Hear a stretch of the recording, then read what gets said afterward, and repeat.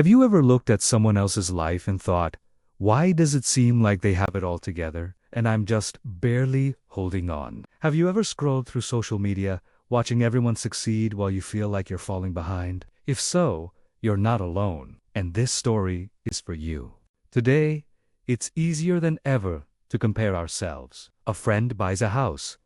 Someone else gets promoted. Another friend just came back from their dream vacation. And while you're watching, you start to feel smaller, like you're not enough. But maybe what's really hurting us isn't how good their life looks. Maybe it's that we've forgotten how beautiful our own life already is. In a quiet little town called Mavela, surrounded by peaceful forests and a gentle stream, lived a boy named Noah. He wasn't top of his class. He didn't grow up with wealth or fame, but he was kind. He worked hard. He always tried to do what was right. Still, there was one thing that stole his happiness. He kept comparing himself to everyone else. When his friend Leo got the highest grades in school, Noah would sigh, "I wish I were that smart." When he passed the home of Aiden, his wealthy neighbor, he'd think, if only I had a life like that. Even when someone ran faster or spoke more confidently, he'd tell himself, why can't I be like them? Those thoughts grew heavier with time. They drained his joy, chipped away at his confidence, and left him feeling like he'd never measure up. One day, a kind old man known as Mr. Finn, a traveler, famous for his wisdom and stories, came to visit Mav. Noah decided to talk to him, hoping for some kind of answer. "Mr. Finn," he said quietly, "I try so hard every day, but when I see others doing better, I just feel empty. Like I'll never be enough." Mr. Finn gave a warm smile and placed a gentle hand on Noah's shoulder. "Meet me tomorrow morning," he said, "under the old tree in the forest. I'll show you what you need to see." The next morning, as sunlight trickled through the trees, Noah arrived to find Mr. Finn waiting beneath the great Solana tree, the oldest and tallest tree in the woods. "Look around you," Mr. Finn said. "Tell me what you see."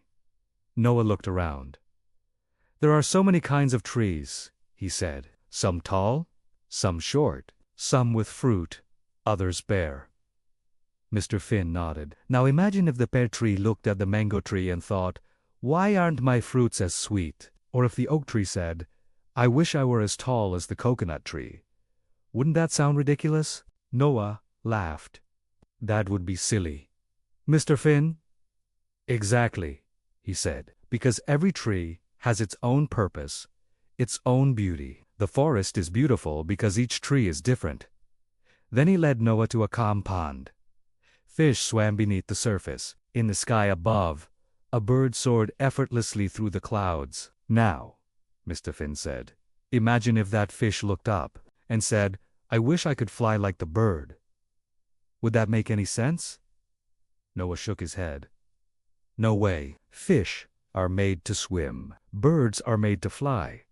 Mr. Finn looked into his eyes and said softly, "So why are you trying to live someone else's life? You're not meant to be Leo or Aiden. You're meant to be Noah.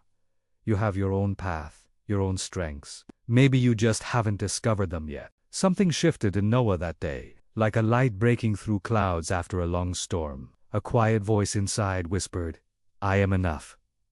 From that moment on, Noah stopped comparing himself.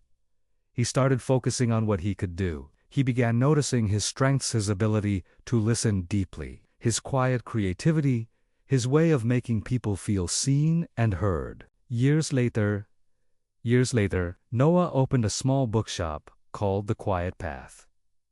It wasn't just a store, it was a space where people came to feel safe, to heal, to remember they mattered. When people asked, "How did you become so successful?" he would smile and say, "If a fish spends its whole life trying to fly, it will always feel like a failure. But when it learns to swim freely, it can own the entire ocean." So remember this: the sun and the moon never shine at the same time, but both light the world in their own way. You were never meant to follow someone else's path. You were meant to create your own. Take your time, walk at your pace, and when the world gets loud, close your eyes, breathe deep, and come home to yourself. If this story touched something in you, share it with someone who might need it, because sometimes One story is all it takes to save a heart that's forgotten its worth.